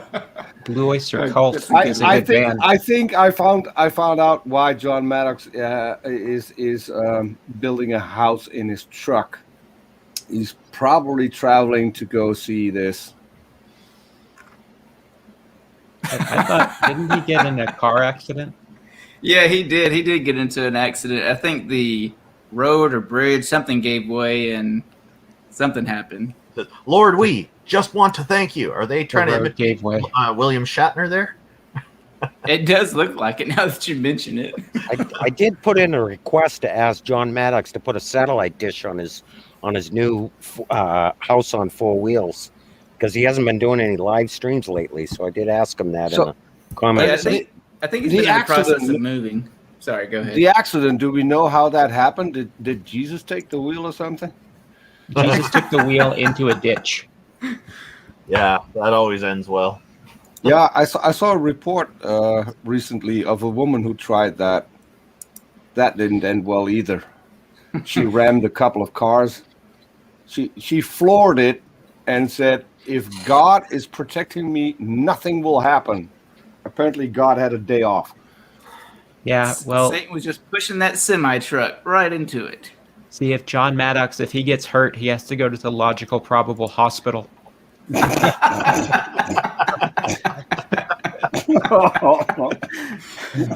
all honesty, I hope he's okay, and he seems like he's okay. He didn't report any injuries that I gather, so that's good, I guess. Does that mean he hasn't been to the gay bar yet? Yeah, He was probably on his way to the gay bar. He watches Speed streams. He'll have several injuries once he's finished watching. Since we're talking about him, Mostly in his brain. yeah. Just kidding, John. If you're watching, Maddox, I'm just joking. I'm not. I was waiting for someone to say that. I just like how the phrase John Maddox is like a punchline now, just saying it. Yeah, don't be such a Maddox. Don't be such a John Maddox. They got a mad ox and they got a fruit bat. I still prefer to call him Lil PP. Yeah, that's my name. That's what I like to call him, because I feel like Mad Ducks is just kind of silly. Well, But Little Peepee is more appropriate, I think. Well, his actual YouTube username, it's a terrible username because it's got way too many syllables. Oh, I know. Get your other picture out that Great. you had, Peter. Get your other one that you had. Which Wait, one? wait, no. With the hand coming through the cloud. Bounce in that picture? Holy cow. Oh, damn. Yeah. Ass of God. You gotta put this guy full screen. I forgot Yes. where I put that. Hey, Speed, put Peter full screen. That was Little Maddox, yeah. You need to add the fruit bat and Stanley in diapers, I think. Oh, that is Gavin with no pants. Okay. Look at that. When I saw the stream where Gavin had no pants, I lost it. I started laughing, and then I started thinking, is this guy okay? Because he had no knowledge of it, and I think he still denies it. At least last that I heard, he denies that it ever happened, even though everyone can see it. Wait, he denies that what happened? I think he denies that he got up on one stream where he had no pants on. Oh, we can put that to bed if you like. Oh no, I've seen it. I don't know if y'all saw Skylar's fiction version of it. He added the Tom Cruise. I can't remember the name of the movie. Risky Business. Yes. Yeah, that was so. Skylar funny. Fiction took footage from the debate I was in with Gavin there, and I'm glad I was looking at my notes and didn't see any of that going on when that happened. Well, have a look. Oh yes. Oh, is this where he's chasing the bird? Yeah. You're nothing burger. He looks like Walter White in the first episode of Breaking Bad. He does actually, yes. Is what he's doing here illegal in New Zealand? To be putting that on video like that? Public Think video? of the children. Yeah. I don't know. I think Peter gave him too big a package. Let's see who. Ah, shit, I lost it. What's this? It's not Peter's Oh, okay, I see. It's not Peter's package. Nope. I love it how he has a bullseye on the pillow that he sits on. So he doesn't. Yeah. It helps him focus. It's because he thinks with his ass. He has a Sit here. hemorrhoid and he needs to know exactly where to sit down. Yeah. Yep. See, he's looking for the bullseye right now. Well, he's the butt of these jokes, isn't he? There's a butt in there somewhere. And this was a debate with a young woman, by the way. Oh wow, I didn't even know that. How part. young was she? Early 20s, I think. Oh, thank No, God. not a teenager or anything. Okay. Still, just so inappropriate. So Andrew Cumming, what's the question? I'm sorry. If you asked it in the side chat, I was not looking. Hey, so Speed, don't you love how Peter comes in and classes the stream up? oh yeah, it's classy. So, Peter, which debate was that? That was a different debate that you're getting those pictures from? Andrew, I don't know what this is- Speed says, but please, yes, come back in. Come and take back, it Andrew, lines. please. Please. Peter, I'm going to bounce you out pretty quick. And just, Little ballerina there. Why? Anyway, Andrew, okay, Andrew wants to come in, Oh, Peter. Looks You like need he to be- lives. Wait, and what did I do to Andrew? You need to behave. You need to behave. I always behave. I Where want did to you hear touch this. Andrew on the doll?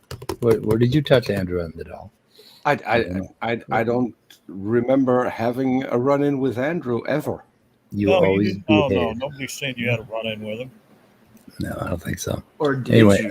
No, I'm just kidding. Andrew is So- 18 years old now. He's a serious person and he So- likes yep. to talk about serious subjects. He's a Well, I grown mean, I man. have to admit, I'm a little disappointed too because, like, I finally actually read some shit that fucking Speed said I should read and watch, and we were talking earlier today, like we were going to talk about that. And not that it hasn't been fun talking shit about people. You still have to Yeah. watch my video though after the stream because it's in the description, so that counts. So, John, why don't you talk to the guy that's in control of this channel? Because it sure as fuck ain't me. Okay, Andrew's here and he wants to ask Germania a question. Andrew, shoot. Present your case. Present your case. I have a Yes. case. I'm do? just joking. I mean, Wow. hopefully you don't. I'm not ready. you have to falsify your opinions. Oh, Yeah. What if I don't know my opinions? Well, just ask your question. I'm just kidding.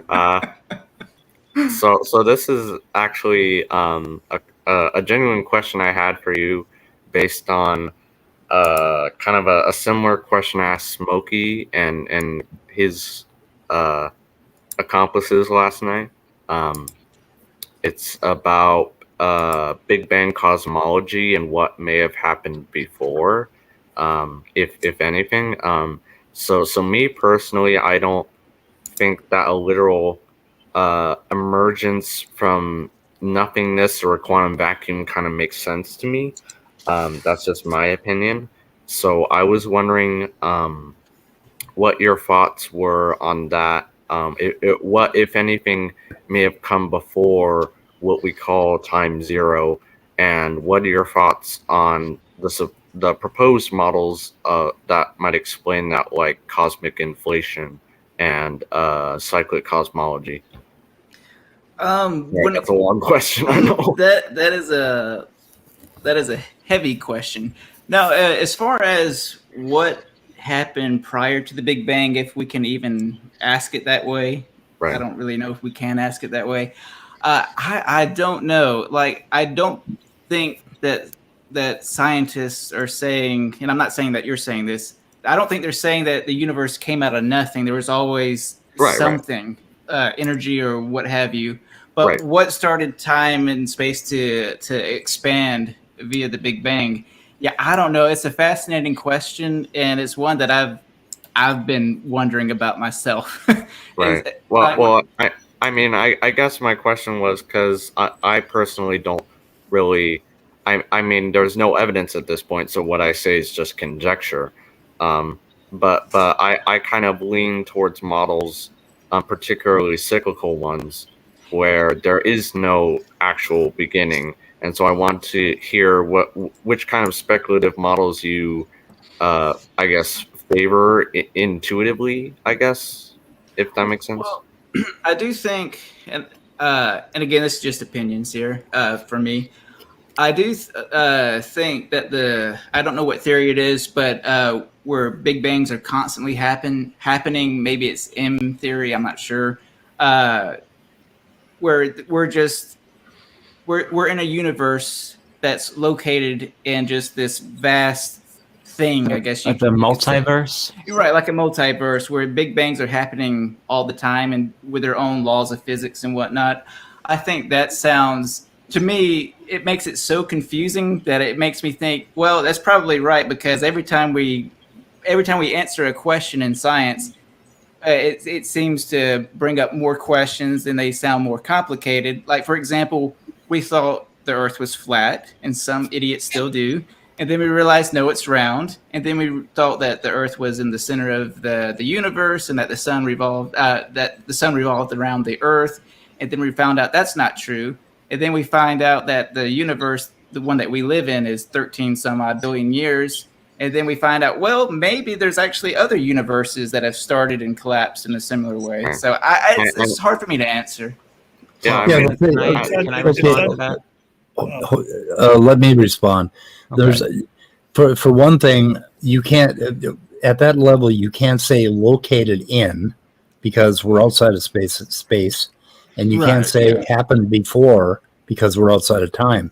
So right away, it's very obvious that we're dealing with a type of mathematical thinking that we have very little grasp of right now. Well, and for anybody to argue for one model or the other is quite premature.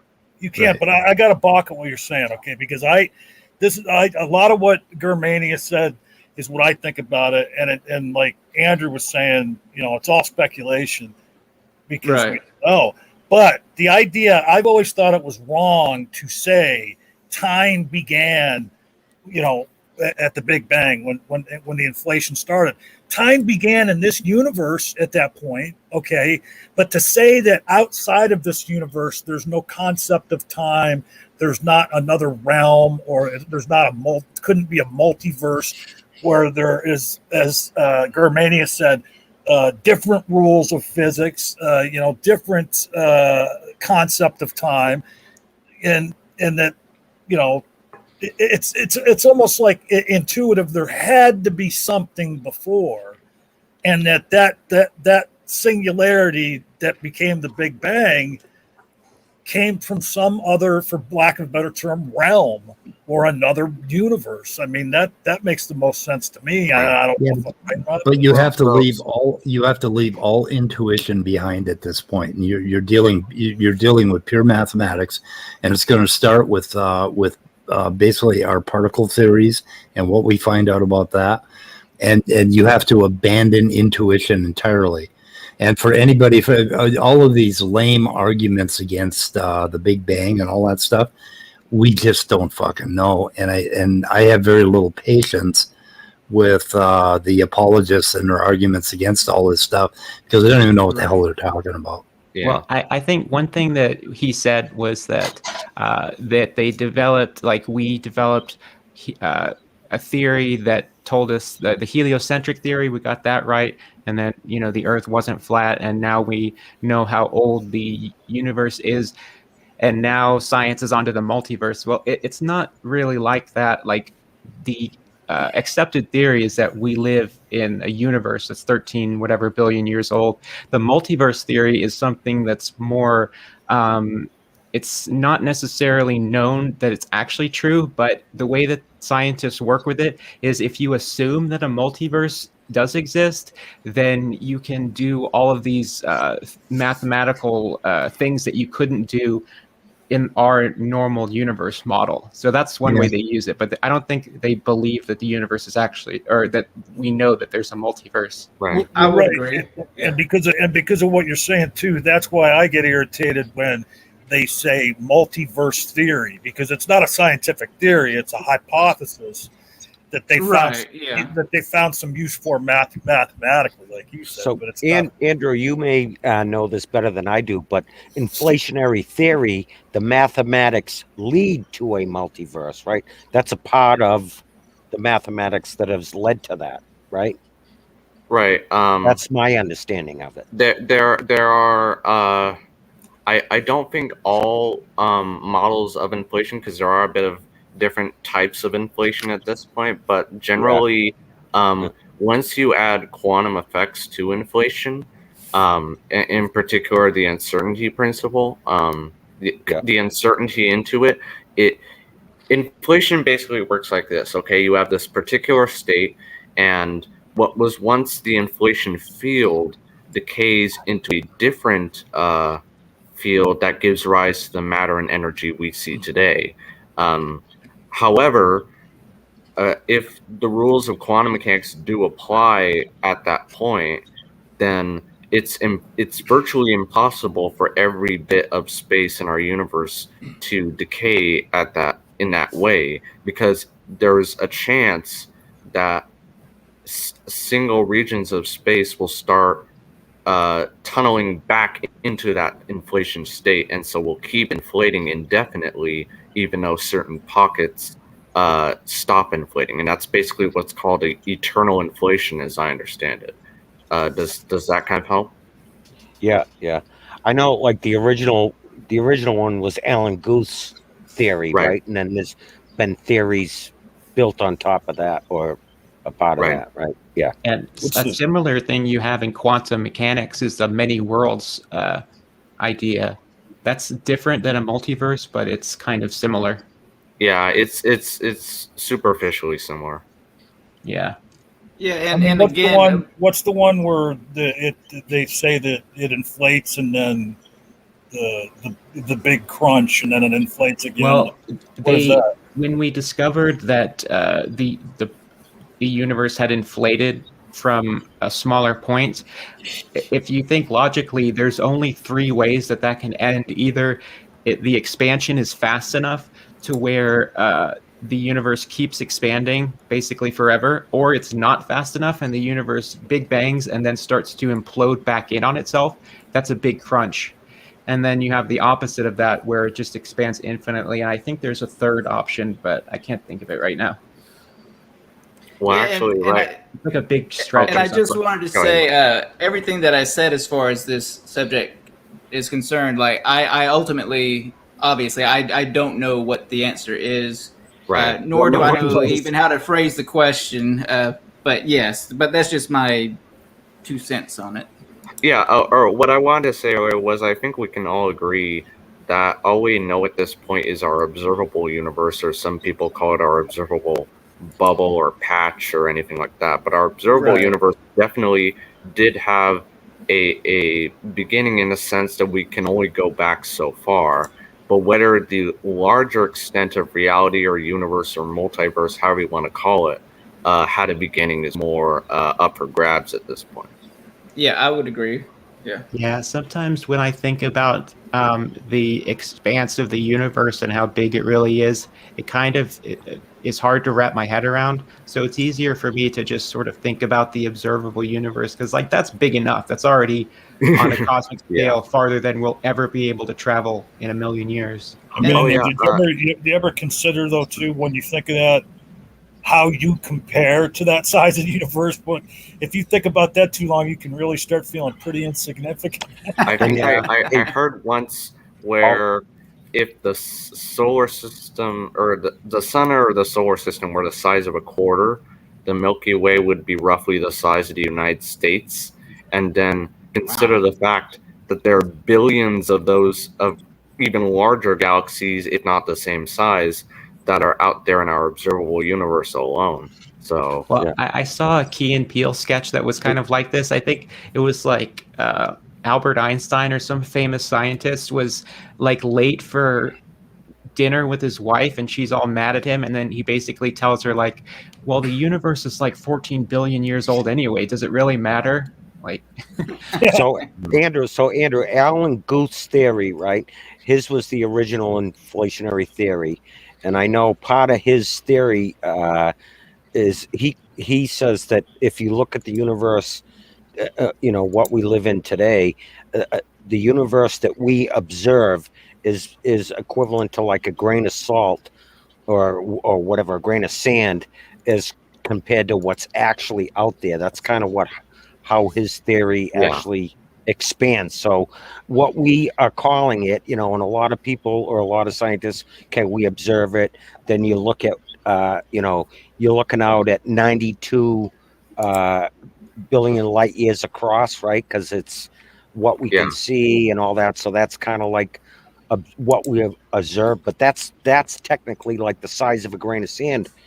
In Alan Guth's theory is like really one of the leading ones today, right?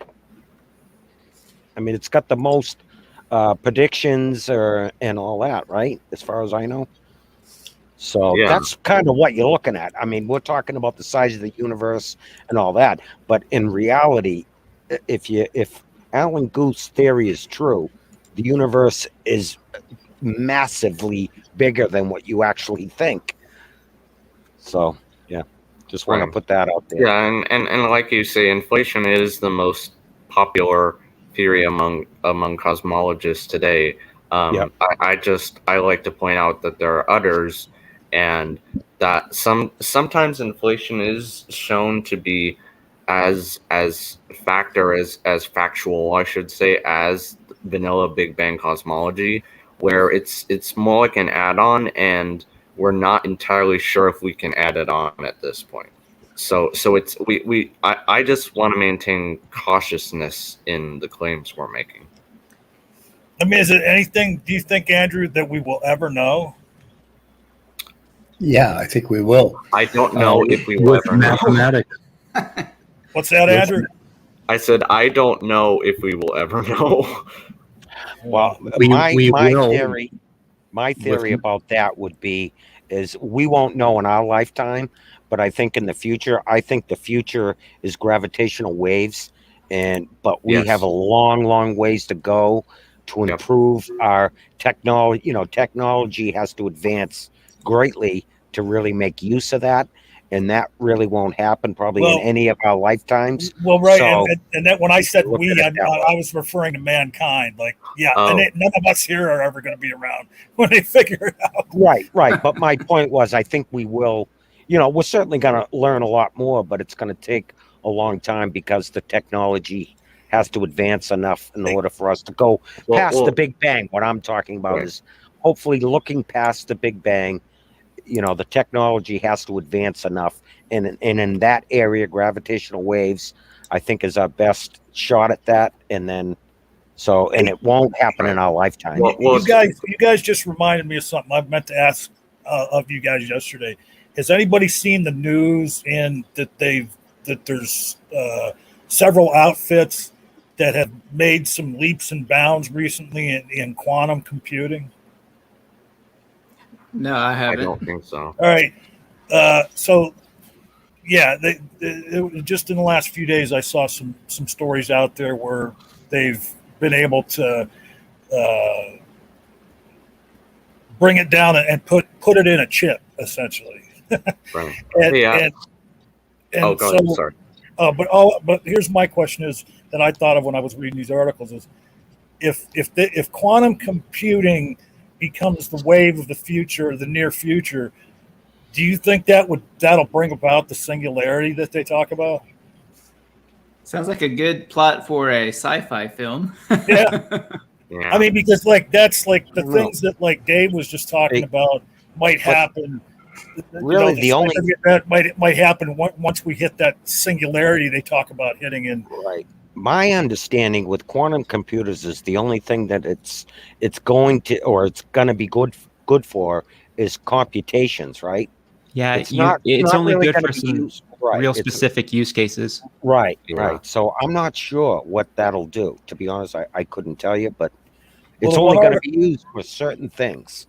So the one article I read, I can't remember the numbers they used, but yeah, they did some comparisons in, well, this is what a supercomputer can do now, as far as like how many computations per some time period. And then now here's what a quantum computer can do, and it was just like so much more, like such a huge number larger that you would yeah, but it's all mathematical. So how much is that gonna, I don't know how much that would help us. Maybe it will. I don't know. Well, I mean, if they do models, like especially when you talk about they use models to test different medicines and to test different procedures and what I don't know if a quantum computer can do that type of modeling. One thing that they use it for is scheduling out a sports team's like a schedule for the year, and the player rosters and stuff like that. It's when you have a ton of data, it's good. Or like planning out the routes of jet planes, like passenger planes, because there's so many like over the US, and it's so complicated because the way that quantum computing computes numbers is totally different than a normal computer, because with a normal computer you have bits that are either on or off, so it's like a 1 or a 0 in binary. But in a quantum computing, it uses qubits, where it's in a superposition of being 1 and 0 at the same time. So it's a fundamentally different way of doing it. That's that was one of the articles. I'll try and find the article and so you guys, smarter people, can read it and tell me what the fuck it means. But they mentioned that what you're just saying, and that was one of the breakthroughs, if I was reading correctly, was they had found a way to use the quantum computing like a regular computer and have representations of 1s and 0s, ons and offs. A quick question: what article are we looking at? Is creation a form of white supremacy? Like, what is this? Oh, I just found this from, I think it's from Ken Ham, is it? Or creation.com. Oh, so it's really good, credible source. Has somebody basically accused them recently of being white supremacists? They seem butthurt about, because I've actually gotten about 3 of these in the last couple of weeks. Creationism has often got white supremacist elements in it, because Ken Ham likely publishes materials that show Adam and Eve as being white, and the implication is that the other races evolved from a progenitor, Adam and Eve, who were usually depicted as white in like biblical stories and picture books. I can see that. So this is their defense, I guess. So I don't know. I just thought I would toss it up. I was going through my email, which I usually do when people start talking about how the universe began.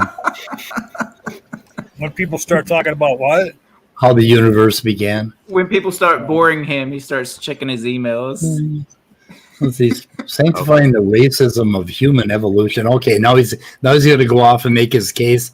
Oh, Lord. Maybe they're calling them white supremacists because they're always calling like evolutionists white supremacists. I don't know what the fuck. So this is what we beat Speed into so much submission that he just finally said "fuck you guys" and opened up his email. Hey, let's see some of that web browser history. Yeah. Okay. No, I don't think so. I think we'll pass on that. What? Yeah, you didn't know that he's one of those what do they call them? Furry. Furry? Yeah, he's a furry. How did I know that's where you were one of going? those- yeah. No. I think that's John Maddox, actually. Yeah. No, that's Top Dog. No, that's all you'll see on my browser history is a bunch of goats. That doesn't sound good. Oh my Well, god! It's better than some things. It's better than bears, I guess. Better than a couple things. I think we know why Speed was so sad about the baby goats yesterday. Yes. It's good. It was going to cut into a sex life. But no, I got. Let's see. Okay, this goddamn thing doesn't have my name on it, does it? I got to show you this shit. I signed up for quite a few sites, and I sort my email here. But here we got like Ken Ham, Creation.com, David Rives, Ken Ham, Creation.com, blah blah blah, Discovery Institute, Answers in Genesis. Just a whole bunch of stuff we could be reviewing. I mean, it goes on and on. Okay, and this is just like the top 100. Yeah. Okay. This is 1 through 100 out of 1161. Oh my! So if you guys want material, I've been keeping an eye on these creationists. I also put bio logos in there, but that's only for convenience. I don't want them to. Yeah. It kills me how there's still young Earth creationists out there, or old Earth for that matter, but especially young Earth. Yeah, I know. Because at least old Earth creationists are okay with at least the timeline. But yeah. That's why I really wanted to do that little review on Tangelo and John Maddox, that talk Speed. I really wanted to listen to those two talking. That would have been a lot of fun. We could have really had fun with those two. Speaking of which, Speed did. Speed, can I spam a little? Sure. I'll put a link in the private chat. Speed, you actually had a conversation. Oh, sorry, Peter. Go ahead. Yeah, this is a guy I hadn't heard of before, but he's going to be on Aron Ra's channel in 2 hours talking about his work. Once put it in public chat, and I'll put it in public chat. Wait a minute. The Age of Frocks. Yeah, the guy's name is Jonathan Baker, and he has a website where he's targeting young Earth creationism or young Earth creationists. Okay. I'll put that in. I will put it in the video description if I can find some more information on it here. Is this on Aron Ra's channel? Yeah. Okay. And Aron will be doing a new matter of fact science in exactly 2 hours. Oh. And this is the guest for today. Speed, I just wanted to tell you, I know you had a conversation / debate with Antangelo on one of my streams. Even though those streams are put on private, if you want the link to it to review it, like I'll email it to you. This was a couple weeks ago. Yes. Email it to me. All right, I'll do that. Hey, Speed. So, but hang on a second. I'm still looking at this Age of Rocks. That Monument to the Grand Canyon, I just got that book a couple weeks ago, and it's kind of a really good layman's review of why the Grand Canyon couldn't possibly have been created by the flood. So it's pretty cool. Anyway, Andrew? Or I was just gonna say, whenever we're closing this up, I have a philosophical question for everyone on the panel that might be a good outro thing. Okay. I'm just gonna say something to my channel as my outro. I'm just kidding. Hey, don't forget, stay around for a few minutes after. Yeah, I will. So, Andrew, I wanted to ask you. We kind of faded off the question, but you like the ciclet model? Speed's gonna look at his emails again. I mean, I have to remain open-minded, of course, but I mean something about cyclical models, in particular the one by Steinhardt and Turok, which is still being fleshed out at this point. Yeah, But yeah. something about just the nature of it kind of speaks to me ever so slightly more than inflation. Can you expand on that? Because I haven't checked into that one. The only one I know is the Penrose one. I don't really know the Steinhardt one. So basically, it describes the universe as a collection of brains. Not brains as in our heads, but brains as in like membranes. Where basically these higher dimensional objects sometimes collide with each other. And the way I like to envision it is basically to focus on our observable patch of reality, and just to focus on that. And basically, the larger space expands, expands on average, but every once in a while, the whole thing contracts ever so slightly. And because of the scale, basically that means our observable, each little individual patch, if you will, contracts down into this hot dense state that we call the Big Bang. And that also kind of recycles the entropy, basically. But that's another discussion. But basically, yeah, it describes, on average, the entire thing expands, but every once in a while it contracts. And so this is different from previous cyclic models, like the big bounce, basically, where you have the whole thing expand and then contract all the way down, expand, contract all the way down. It in this model, it expands forever, but contracts every like, I think, trillion years, they say.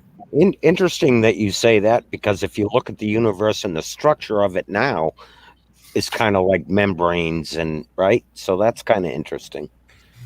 So Raw Nakedness has a question for the panel.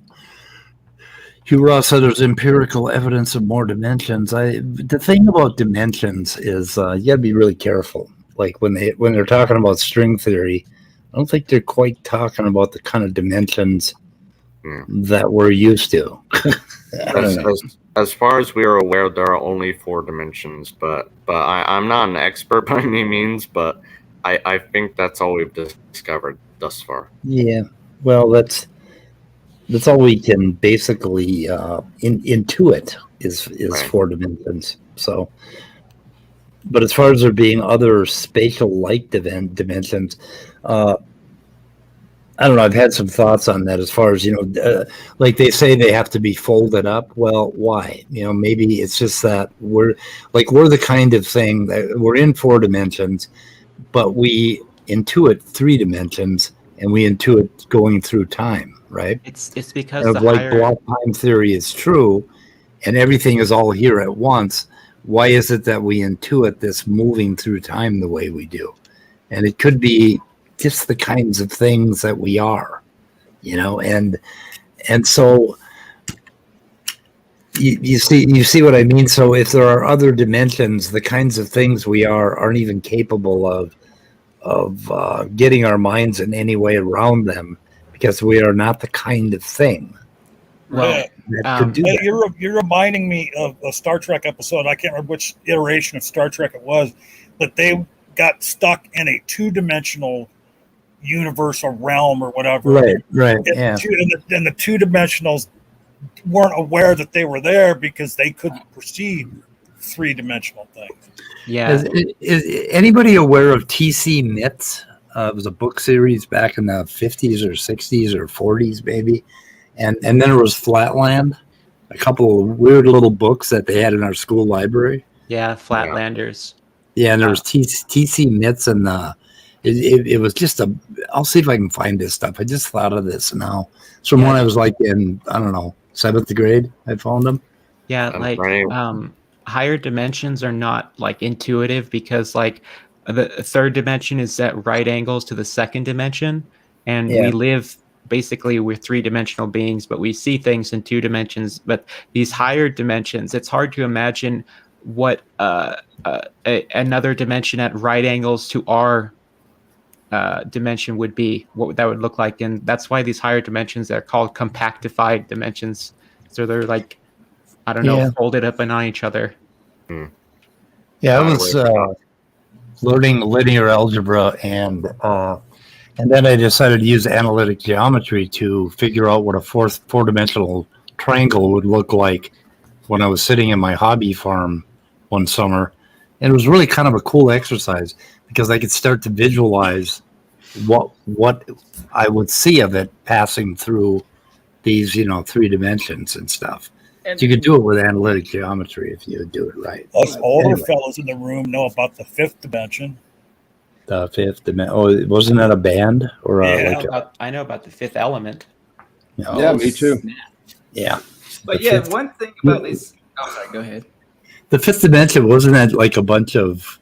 That was like a church choir or something, wasn't it? No, they weren't a church choir, but they were just they didn't sing a cappella, but it was just them singing, and somebody else played the instruments. I don't know. There were like 20 of them, right? No, it was only 5 of them. That's why it was called the 5th dimension.